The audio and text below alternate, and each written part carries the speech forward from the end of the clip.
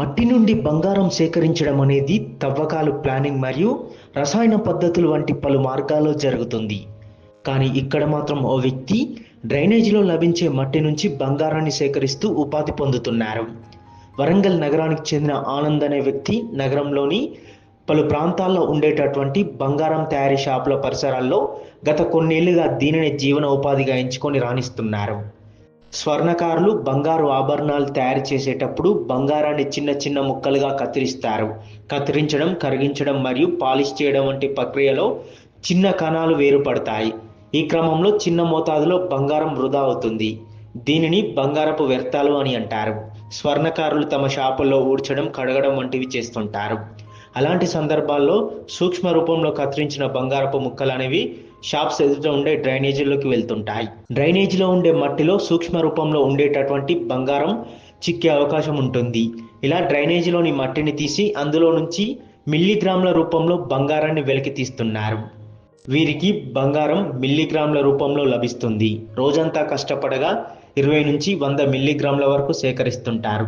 సేకరించిన బంగారాన్ని షాప్స్కు తీసుకెళ్లి అమ్ముకుంటారు. ఇలా తమకు దొరికిన బంగారాన్ని బట్టి రోజుకు 300 నుంచి 1000 రూపాయల వరకు సంపాదిస్తారు. దీన్ని కాలువలు కడుగుతాం, బంగారం కడుగుతాం. ఇప్పుడు దీన్ని కాలువలు అంటే బంగారం కడుగుతాం మేము, మస్కెట్ లాగా కడుగుతాం. ఇక దొరికిన రోజు దొరుకుతుంది, లేకపోతే లేదు. ఇప్పుడు దాదాపు 30 సంవత్సరాలు 30 ఇదే పని, చిన్న పని నుంచి ఈ ఇంట్లోనే మేమే వెళ్తే లేకపోతే లేదు. పెద్దగా బాగా వెళ్ళి అంత గ్యారెంటీ అయితే చెప్పాం, వెళ్తుంది అని మేము పక్కాగా చెప్పాం. దొరికిన రోజే మాకు ఇక ఒక దొరికితేనే, లేకపోతే లేదు.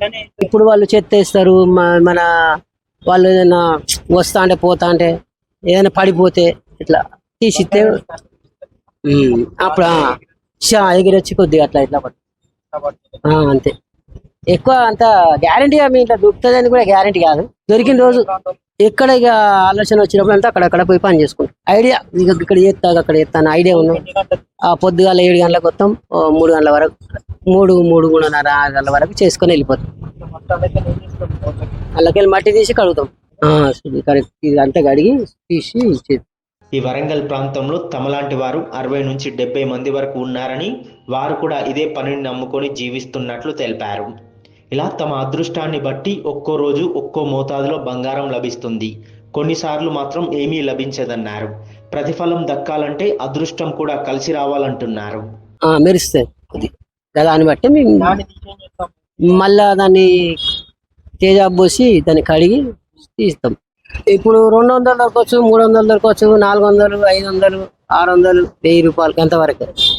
ఒక 300 దొరుకుతుంది, 400 దొరుకుతుంది, 500 దొరుకుతుంది. పైసలు ఇక ఒక 100 మిల్లీలు అంటే 1000 రూపాయలు వస్తాయి. అంటే 500, 50 మిల్లీలు అంటే 500 వస్తాయి. ఇక 500 అంటే 5000 అవుతుంది. అంత బంగారం 1000 రూపాయలు ఇస్తారు. అది మా తేడా ఉంటుంది కదా. 20 పాయింట్లు 30 పాయింట్లు వస్తాయి. పాయింట్లు అంటారు దాన్ని, 20 పాయింట్లు 30 పాయింట్లు వస్తుంది. ఒక మిల్లీకి 100 పాయింట్లు అయితే ఒక 100 మిల్లీలు అంటారు. వస్తే 20 మిల్లీలు 30 మిల్లీలు అట్లా వస్తుంది బంగారం. గ్రాముకు 10,000 వస్తాయి. కానీ మంచి బంగారం అయితే 10,000 వస్తాయి. 100 మిల్లీ సేకరిస్తాయి, 1000 రూపాయలు వస్తాయి. ఇక అది వాళ్ళకే అమ్ముతాం. ఎవరు ఎక్కువ వాళ్ళకే. ప్రతిరోజు దొరుకుతాయని గ్యారంటీ లేదు. ఎక్కడన్నా దేవలాడతాం, దొరుకుతుంది లేకపోతే లేదు. ఇప్పుడు పొద్దుగాల 7 గంటలకు వచ్చిన ఈ టైం దాకా ఉంది. ఇప్పటి వరకు 600 రూపాయలు పని అయింది. నెలకు 10,000 వస్తాయి, 8,000, 9,000, 10,000 దాకా వస్తాయి మిల్లీలు. అంత మిల్లి చేయాలంటే ఈ టైం పడుతుంది. 1000 రూపాయలు కట్టిస్తాను. నేను 30 సంవత్సరాలు చదువుతాను. ఇదే బతుకు, ఇదే లెక్క.